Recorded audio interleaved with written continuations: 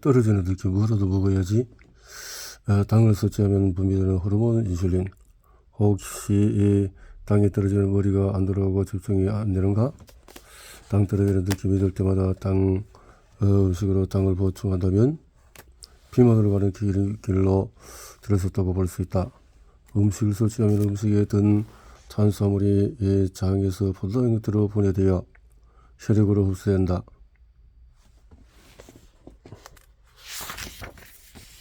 탄수화물의 저장 과정은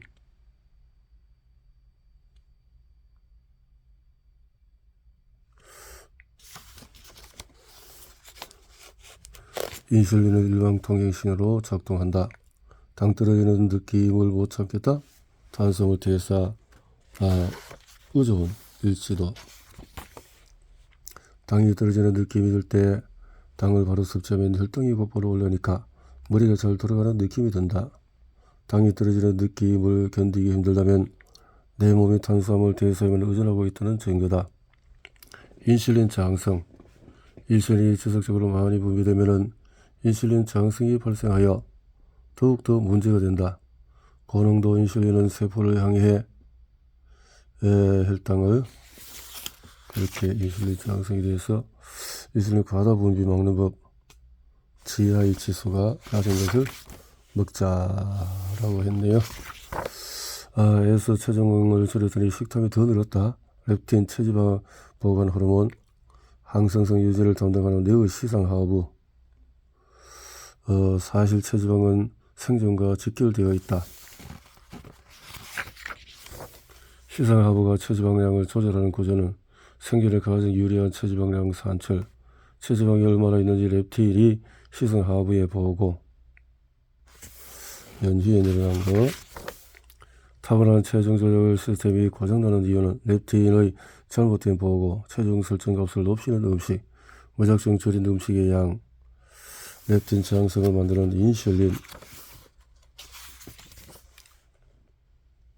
렙틴 저항성을 만드는 또 다른 빌런 염증, 인슐린과 더불어서 렙틴 저항성을 만드는 또 하나 다른 빌런이 있다. 염증 반응이다. 염증물이 너무 많아지면 아무 문제가 없는 곳에도 덩달아 염증 반응이 일어난다. 염증을 일으키는 염증 물질은 설탕, 밀가루 등 정제 탄수화물을 많이 포함하고 필수 지방산인 오메가3, 6, 지방산의 비율이 불균형 등등. 그리고 게다가 정말 짜증나는 것은 지방세포 때문에 염증 물질이 분비될 수 있다는 점이다. 살이 찌면 지방세포는 최대 6배 커진다. 당의 렙틴 저항성은 가역적이라 되돌릴 수가 있다. 렙틴 저항성이 생기는 원리는 중요한 것은 체중 설정 값이다. 2년 동안 찐 살을 한 달 만에 뺄 수는 없다.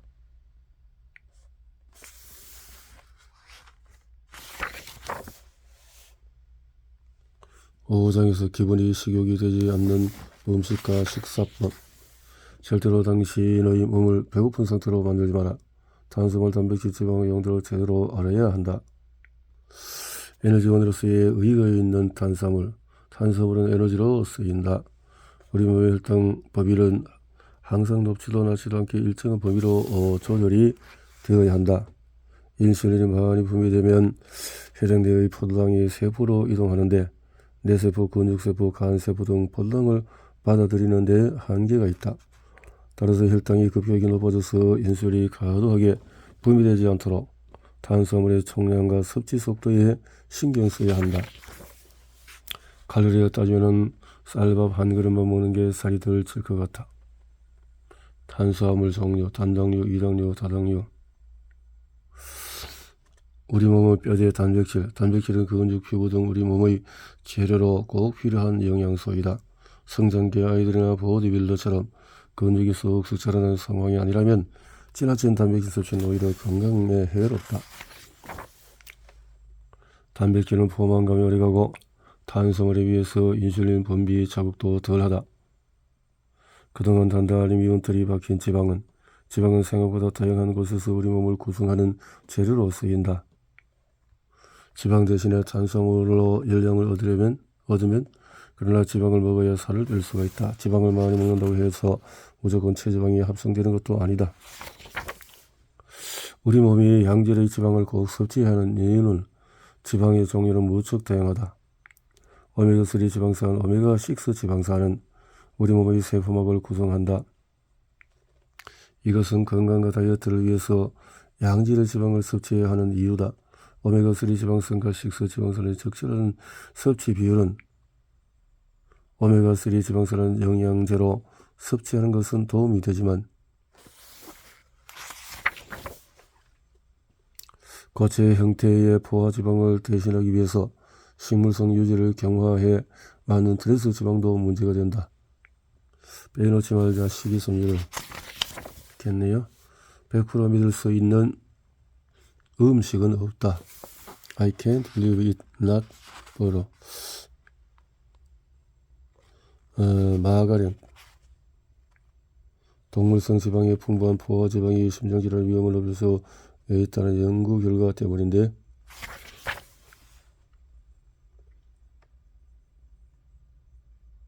마가린.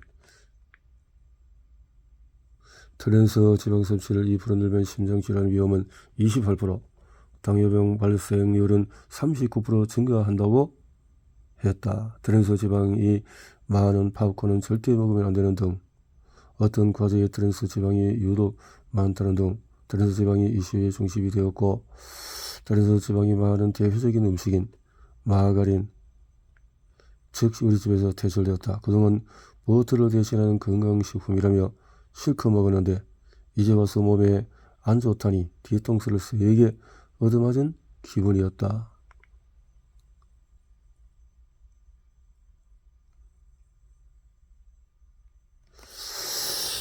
그걸 또 식물성이라고 얼마나 그래 했다는 거지. 식품 사업에는 전 세계적으로 이익이 복잡하게 얽혀 있다. 요즘은 건강 다이어트 1960년대 미국에서 심장병으로 인한 사망률이 증가하며 설탕과 지방 중에서 무엇이 심장질환을 유발하는지 대해서 논쟁이 뜨겁게 올랐다. 100% 믿을 수 있는 음식이 과연 존재할까? 생선은 단백질과 우리 몸에 꼭 필요한 필수 지방산이 풍부해서 몸에 좋은 음식이다.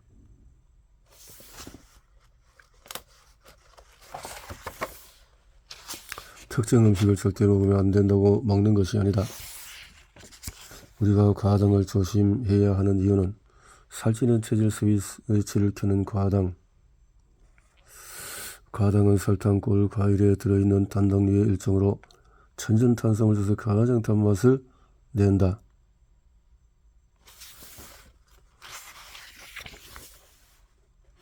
과일의 과당보다도 가공식품의 첨가당이 더 무섭다. 액상과당 등등이 미국 심장협회에 따르면 하루에 여성은 첨가당을 25g 이하로 남성은 37g 이하로 섭취하는 것이 좋다. 비정제 설탕을 많이 먹어도 괜찮나요? 정제당은 설탕의 원료인 사탕수수, 사탕무의 즙을 정제하여 미네랄, 섬유질 등의 불순물을 제거하고 순도 높은 설탕물을 남긴 형태다. 비정제당은 정제 과정을 거치지 않아서 미네랄, 섬유질이 포함되어 단맛이 덜하고 흡수가 느린 설탕이다. 그렇다고 비정제당을 건강한 단맛이라고 여기서 마음껏 소비해도 된다는 의미는 아니다. 식욕을 길들이는 아침 식사는 어디까지나 참고용인 나의 식단은 나는 아침, 점심, 저녁 식단을 소개한다. 보디 프로필을 찍을 때 먹었던 식단을 기본으로 하되 근력을 많이 쓰는 격렬한 운동을 하지 않는 현재 상황에 맞춘 식사법이다. 내가 맛있게 먹을 수 있으면서 나의 체중 설정 값을 안정적으로 유지할 수 있는 건강한 음식으로 구성했다. 아침에 과일을 먹으면 생기는 놀라운 변화들. 나의 아침은 과일이다. 제철 과일 3, 4개를 종류별로 조금씩 먹는다. 나는 몇 년 전만 해도 과일을 좋아하지 않았다. 과일이 아무리 달고 맛있어도 아이스크림보다 달지 않기 때문에 과일을 먹으니 아이스크림 한 스쿱 먹는 게 낫다고 생각했다. 과일은 식이섬유와 비타민, 미네랄 등 영양소가 풍부하고 수분도 잔뜩 함유하고 있다. 아침에 과일을 먹으면 하루에 섭취해야 할 최소한의 식이섬유량을 챙길 수가 있다. 과일은 설탕이 잔뜩 든 가공식품에 비하면 싱겁지만 자연에서 온 음식 중에서 단맛이 강하다. 그래서 아침에 과일을 먹으면 단맛에 대한 욕구가 어느 정도 충족이 된다. 첨가당으로 낸 단맛이 아닌 자연 그대로 과일의 단맛이 그를 먹은 음식의 기준점이 되어준다. 과일은 비교적 준비가 간단해서 바쁜 아침 시간에 먹기가 편하다. 아무리 건강에 좋고 맛이 좋은 메뉴라도 아침부터 요리를 하기는 부담스럽다. 특히 아침에는 입맛이 없는데 밤만 되면 식욕이 높아져서 고민이라면 아침에 먹는 과일이 도움이 된다. 과일을 먹으면 살찌는 체질이 될까?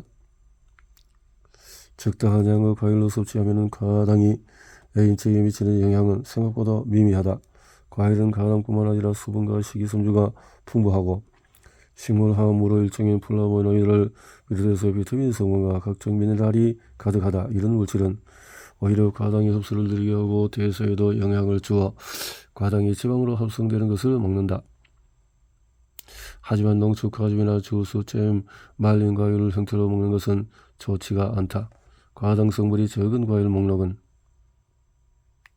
과당 성분이 높은 과일은 말린 것들, 과당 성분이 낮은 과일은 딸기, 체리, 키위, 자두, 살구, 푸른, 크랜베리.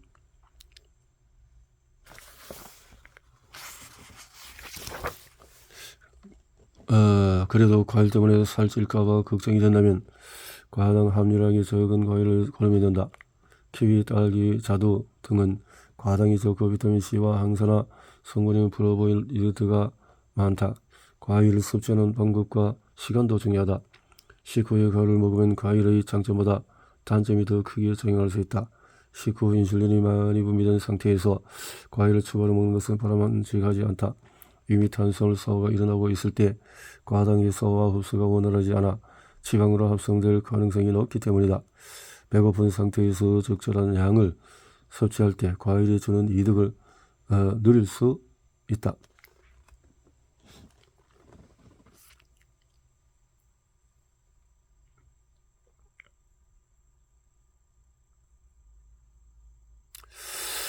중요한 것은 음식 총량이 아니라 탄수화물의 양. 점심은 직장에서 먹는 경우가 많다. 점심 한식 베이스의 일반식을 자주 먹는다. 음식의 총량을 줄이지 않고 밥과 양만 제하는 것이 중요하다. 처음에는 밥을 적게 먹는 게 어색할 수 있다. 우선 국에 있는 무, 콩나물, 시래기 같은 건더기나 버섯, 숙주나물, 콩나물, 시금치 등을 많이 씹어야 하는 음식을 먼저 먹는다. 치팅 음식은 가급적이면 점심 식사 시간에 저녁에 푸짐한 식사를 계획하면은 아침, 점심을 적게 먹다가 저녁에 입이 터지기 쉽다. 늦은 시간에 많이 먹으니 활동 대사량으로 소모하기도 어렵고 다음 아침까지 공복 시간이 짧아져서 수면에도 영향을 준다. 치팅 음식을 좀 더 살이 덜 찌게 먹는 법은 짜장면과 짬뽕 중에서는 짬뽕이 낫다. 짜장면은 건더기만 먹기 어렵고 소스에도 설탕이 매우 많이 들어간다. 반면에 짬뽕은 건더기 위주로 먹을 수 있어 양을 조절할 수가 있다. 식욕 길들이는 저녁 식사는 샐러드도 제대로 먹으면 꽤 맛있고 배가 부르다.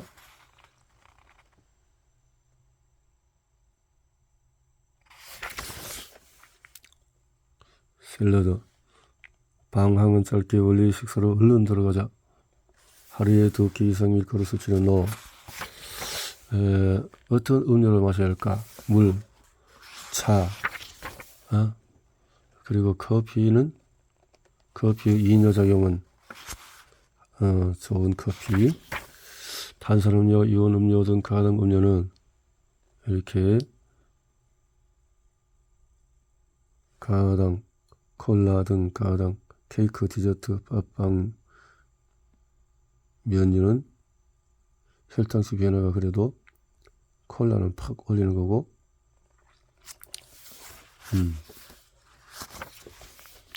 가당 음료 대신에 제로 음료는 괜찮을까?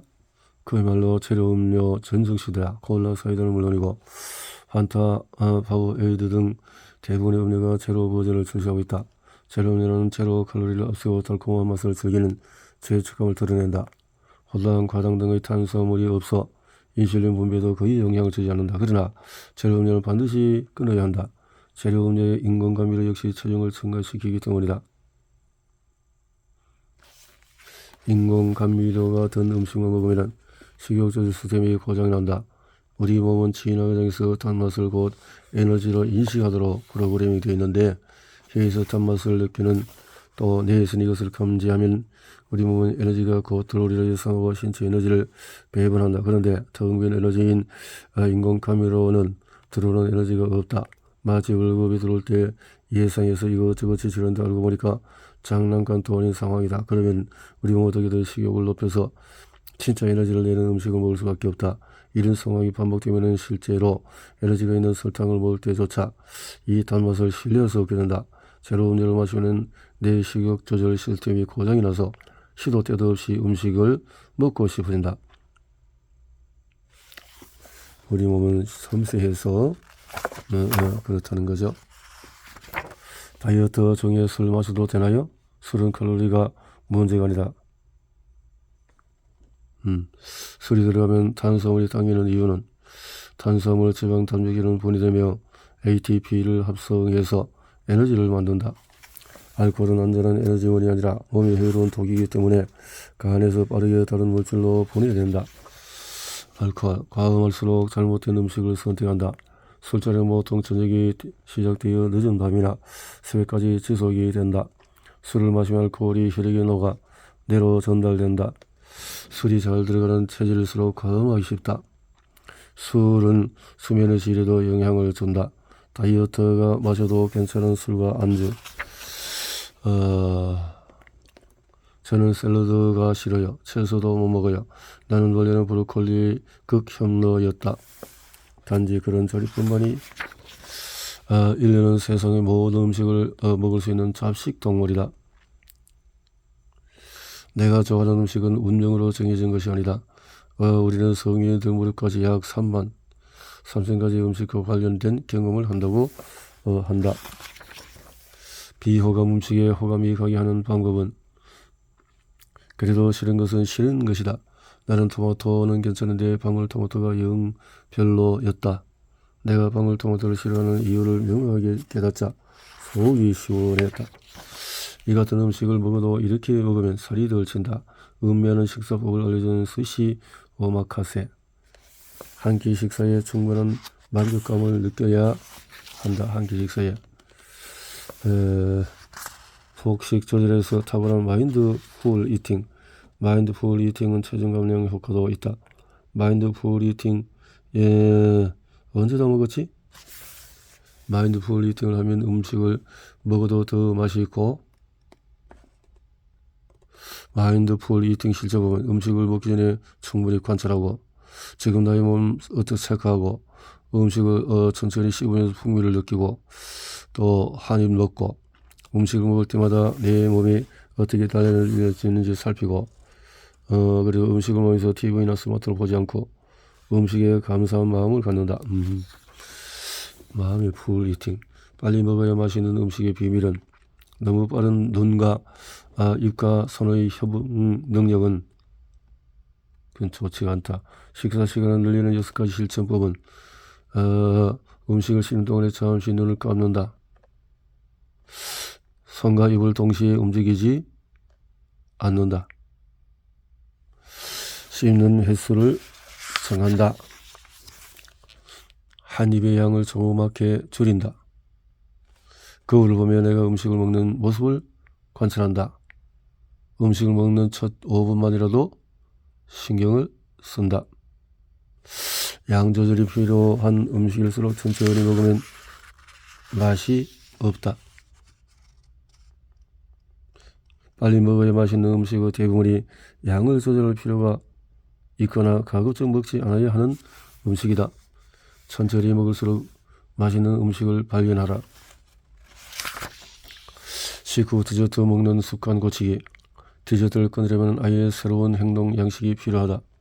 디저트를 대신할 다른 음식은 밥을 먹자마자 하는 양치질, 식사 종료를 알리는 나만의 식후 세리머니, 그리고 디저트가 먹고 싶다면 1시간 뒤에, 모두 실패했다면 15분간 산책, 과자를 먹으려면 이렇게 먹어라. 왜 과자 봉지를 열면 늘 순삭일까? 과자를 챙겨두지 않는다. 1회에 먹을 분량을 정한다.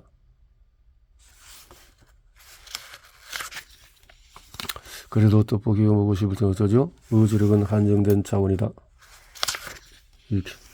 참기만 하는 다이어트는 무조건 실패한다. 참기만 하는 거. 우리의 뇌에서 의지력을 담당하는 부분은 전대상 피질. 뇌는 포도당을 연료하는데 특히 전대상 피질 부위는 포도당의 영향을 더 많이 받는다.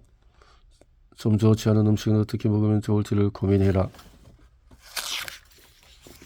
더 먹을까 말까. 수저는 조금만 덜 먹을 걸 이렇게 하는데 맛있으니까 더 먹어야지. 음식은 남기면 안 되니까. 돈 주고 산 음식 남기기 아깝잖아. 이따가 배고플 것 같은데. 이런 것들. 다이어트 약으로 살을 뺄 수 없을까? 다이어트 약으로 향정식 식욕 억제제, 대표적으로 알력 모양 때문에 펜터민, 펜디메트라진 등이 있는데, 그러나 이런 효과는 매우 한시적이다. 사장의 스트레스와 교감신경 관계에서 설명했듯이 교감신경의 활성도가 만성적으로 높아지면 오히려 다이어트에 방해가 된다. 식욕 억제제를 통해서 인위적으로 교감신경을 항지시키면, 영수철을 계속 잡아당기면 탄성을 잃은 것처럼 교감신경계가 탈진해버린다. 이것은 미래의 체중 조절 능력을 현재에 몽땅 끌어다 쓰는 것과 같다. 특히 식욕 억제제를 복용해서 굶는 다이어트를 하면 뇌는 우리 몸의 스트레스와 기근이 겹친 것으로 인식한다. 게다가 식욕 억제제는 내성이 있다. 복용할수록 약효가 점점 떨어진다. 따라서 식욕 억제제를 복용해도 아무런 효과를 못 느끼는 시점이 찾아온다. 체질량 지수가 30이 넘거나 당뇨 등 위험 요인의 체질량 지수가 27이 넘어 비만이 건강을 위협한다면 향정신성 식욕 억제제가 복용이 필요할 수 있다. 나는 진료하면 식욕이 없을 정도로 식욕 억제제의 처방량을 늘리고 싶어하는 환자를 많이 만난다. 오남용은 매우 위험하다. 비향정신성 식욕 억제제 삭센다. 시중에서 처방 없이 구할 수 있는 다이어트 보조제는 음식을 먹고 난 뒤에 몸이 하는 말을 들어보자. 사람마다 음식을 먹은 후에 반응이 다르다. 먹은 후에 지나치게 배가 부르지 않은지, 속이 불편한지, 나른한지, 배가 빨리 꺼지는지, 당이 덜 떨어지는지, 하루 며칠 뒤 식욕, 수면, 배변, 부종, 피부 트러블, 며칠, 몇 주 뒤 컨디션은, 생리는, 성욕은 등등은 체크해보자.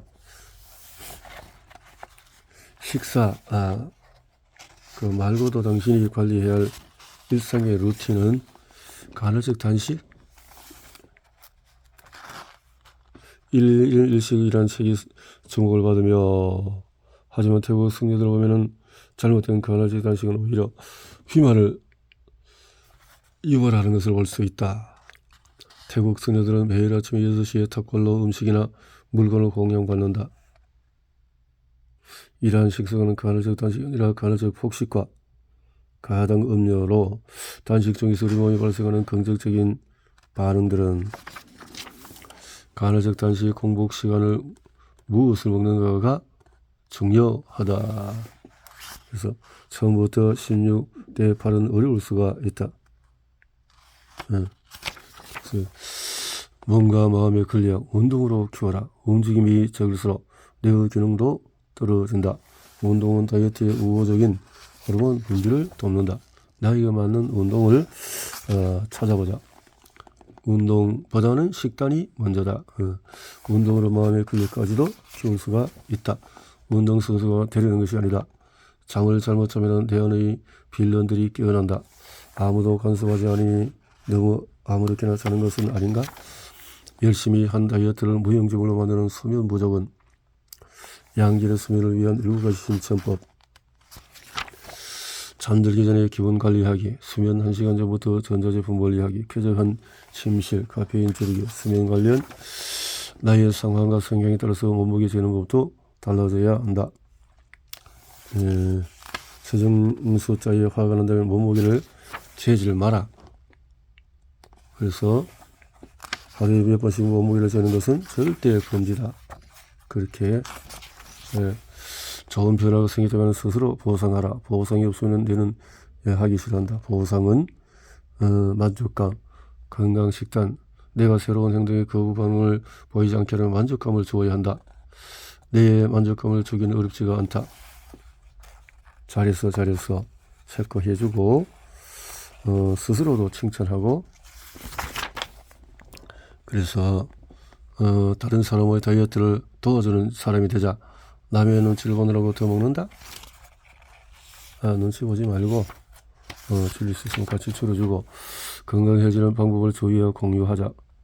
오늘 잘못된 식사를 했더라도 괜찮다. 비장한 각오는 버리고 작은 행동부터 시작하자. 우리에게 필요한 것은 더 크고 대단한 노력이 아니다. 지금 당장 실천할 수 있는 사소한 지만은 또 좋은 습관들을 갖자. 천천히 씹기, 한 끼, 지난주보다 샐러드 한 끼 더 먹기, 물 마시기. 자, 다이어트 결심을 하지 않으면 좋은 행동들은 무작정 헬스 하지 말고 닭가슴 대량 이런 것들, 다이어트 식품 뭐 이런 거 잘못, 다이어트가 쉬웠다면 진작에 성공했을 것이다. 다이어트는 어려운 도전이다. 체중 감량에서 이렇게 되어졌군요.